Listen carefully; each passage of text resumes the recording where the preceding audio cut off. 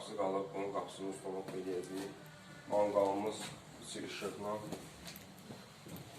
Bu da ki, peçkadır, ruski peçka.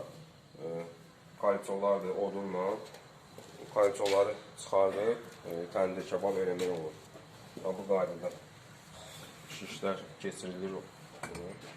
Bu qaydada. Odun közə düşəndən sonra təndir kebab hazır olur. Onları da götürüb, bunu qoyanda sazı da pişirmək olur üstündə. Hamısı işləyir vəziyyətdədir.